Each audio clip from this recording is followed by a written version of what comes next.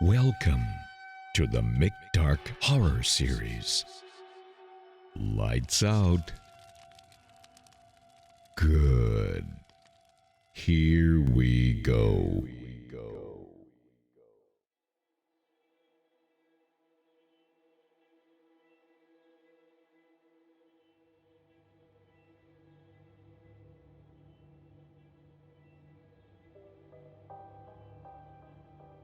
I woke up to the sound of scratching in my house.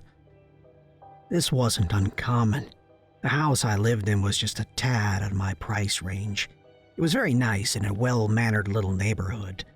I proposed the idea of sharing the house with my friends so that we could have the chance to live in something more than just a nice apartment. We're both single, never had any kids, so the money we made just went to bills and necessities. Everything else was extra. We had some things in common, like being total nerds and playing video games more than we should. But as far as sleep schedules, we couldn't be more opposite. He was one of those perky morning run types who got out early and did all his business. I, on the other hand, was the sleep until 10 kind of guy, who needed coffee and for people to leave me the hell alone until I woke up. Anyway, the only compromise we had to make as roommates was the situation with Jeffrey's dog, Jax. Jax is a huge German shepherd, and is friendly enough, but he sheds like crazy. I'm super allergic to dogs and cats, along with pretty much anything that sheds fur, so I told Jeffrey that he could bring Jax as long as he stayed in his own room downstairs. Now that might sound like terrible pet ownership, but it was far from Jack's own little prison. This dog lived better than we did sometimes. The way our house is set up is that it's seated on the hill. The top floor were mine and Jeffrey's bedrooms. The kitchen, dining room, storage and laundry room, and living room were sat on top of the hill, and if we walked out of the front door, we could see the front yard and the road. The basement led to the bottom of the house, which sat towards the bottom of the hill. This was meant to be more or less a den or an entertainment room of some sort, but Jeffrey had turned it into a doggy paradise. It had a door that led out into our fenced-in backyard that Jack could roam freely back and forth between using the dog door that we installed. This ensured my allergy problem would stay confined to the bottom of the house. But every now and again when Jeffrey was gone, I'd get reminders that Jax was there. I'd hear him whimpering because his auto-feeding machine was clogged, or maybe out of pure clumsiness, he knocked his water bowl over and needed a refill. Sometimes he would walk up the stairs and start scratching at the door. Now, I don't hate animals, and I'm not some kind of prick, but my allergies are wicked bad. I'll sneeze continuously for hours and my eyes swell up and get puffy along with my nose stopping up like a dam. So, I would sometimes help out Jax and then instantly regret it. I was getting to the point where I was getting legitimately pissed at Jeffrey for not having Jax set up to be automatically taken care of when he was gone. I understand that dogs are like big children. Most of them will always find a way to need your attention and not everything will be perfect, but I can handle the consequences of interacting with them. This brings us back to the beginning. I woke up this morning and looking at my clock, 10 o'clock a.m. it said in bright red numbers. As I said, I woke up to the sound of scratching at the door to the basement.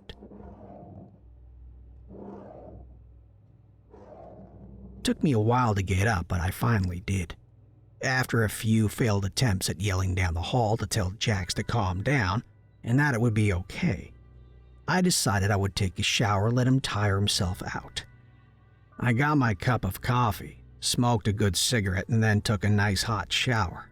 And when I got out, I couldn't hear the scratching anymore. I'd figured he'd gotten tired and given up. After a quick sigh of relief, I went on with the rest of my day. Wasn't until 3 p.m. that I heard the scratching again. This time it was a little slower. I half expected to hear a sad little whimper from behind the door, but I didn't. Now that I think about it, I didn't hear him whimpering earlier either. I brushed it off and tried to ignore it. There was no way that dog wasn't fully set up and taken care of, not after the scolding I gave Jeffrey last week. Jeffrey had got this crazy new food and water system set up that could sustain Jax for like 3 days straight, so I knew that Jax was fine. It was just annoying at this point. I heard it again around 4:30 p.m. and then again at 6 p.m. Every time it came back, it sounded weirder and harder. It's hard to explain, but it was like Jax was slowly scratching just to let me know he was there, like some sort of creepy stalker or something. 6:30 p.m. rolls around and the scratching had stopped. Shortly after, I hear Jeffrey's car pull up and the door shut.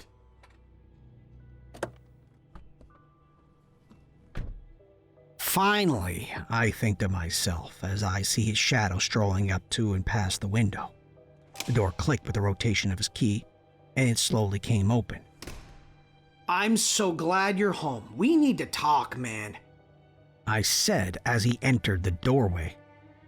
"Yeah, okay, hold on," Jeffrey said as he looked back out of the door, putting his hand up to his mouth, like he was about to yell for somebody. "Come on, Jax. Come on, boy. Let's go inside." My heart dropped. Confused and, quite frankly, scared. I tried to correct Jeffrey. "Dude, he's in here.